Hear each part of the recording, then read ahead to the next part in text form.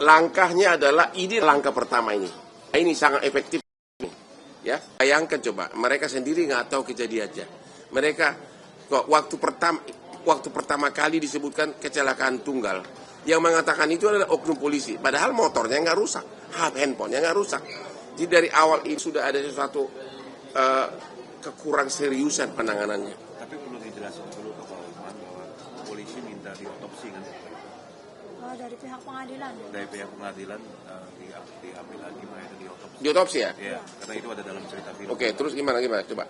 Jadi waktu yang memerintahkan otopsi itu siapa? Dari pihak pengadilan, katanya suruh diotopsi biar menguatkan pernyataan bahwa memang di dalam kemaluan korban sudah ada sperma gitu. Jadi diotopsi sesudah berapa lama meninggal? Diotopsi 9 hari.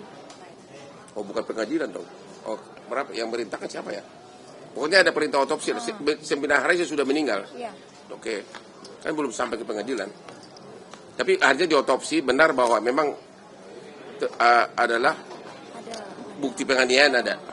Termasuk pemerkosaan juga ada. Oke, sekarang silakan bertanya. Dari mana? Mungkin Bang, dari paragraf Bang.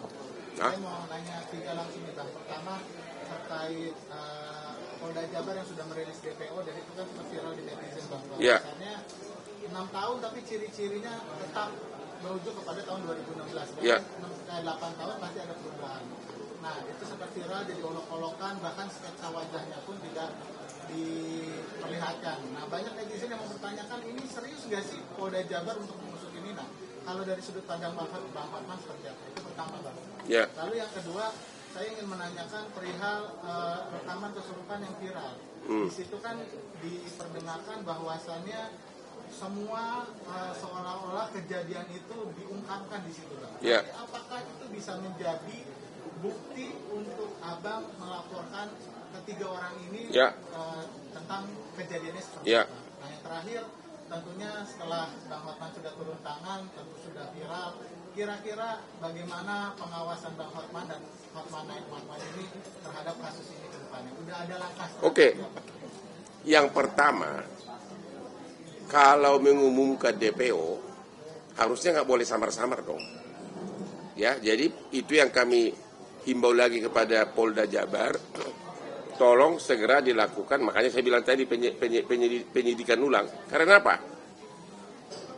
Hampir dalam semua tindak pidana yang DPO, apalagi orang Indonesia, dia selalu pulang ke keluarganya, selalu menghubungi keluarganya.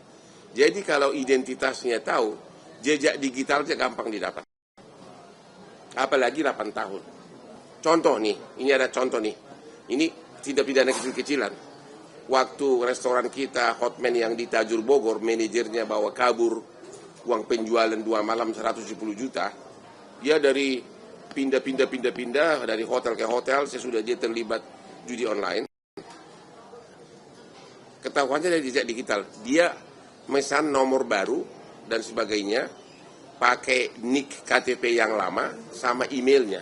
Itu bisa langsung kesambung ke Polres Bogor. Dari situ ketahuannya, hanya gara-gara memang email dan nicknya dia untuk nggak tahu apa dia pesan nomor baru atau tidak. Makanya dari saya bilang tadi bahwa bagaimana bisa mengumumkan DPO kalau belum tahu identitasnya. Yang kedua,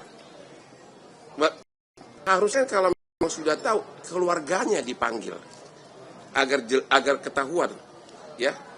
Itu jejak digitalnya itu bisa dapat dari keluarganya. Tapi kalau siapa yang di DPO kan nggak tahu, ya kan? Ya ini yang saran kami kepada Polda Jabar, tolong agar BAP yang pertama dulu, di mana waktu si 8 pelaku ini yang sudah narapidana ini mengakui, dikumpulkan semua. Dan juga bila perlu di BAP ulang sebagai saksi mereka ini. Ya, itu. Yang kedua apa tadi? Oke. Bukti rekaman itu bukan bukti, tapi itu hanya sekedar petunjuk. Bukan bukti sah itu. Ya, hanya sekedar petunjuk, tapi melihat sinkron semuanya dengan keadaan apa yang dia ceritakan di dalam kesurupan itu persis sama kejadian apanya yang dialami oleh korban. Itu hanya bukti petunjuk, ya, nggak bisa dipakai sebagai bukti yang sah. ya. Tapi yang paling utama adalah pengakuan 8 orang itu waktu dia BAP pertama. Yang ketiga, dari Bang Hotman terhadap kasus ini, ya, awalnya langkahnya adalah ini langkah pertama ini. Ini sangat efektif, ya. Ini langkah pertama karena ini pasti nanti akan di seluruh media. Dan juga pertama barusan saya baru 5 menit ikut sudah langsung dapat informasi bahwa itu barusan dari penyidik itu, ya. Kita akan kawal terus, kita akan suratin terus, kita adukan terus sampai akhirnya orang-orang Polda melaksanakan tugasnya secara profesional.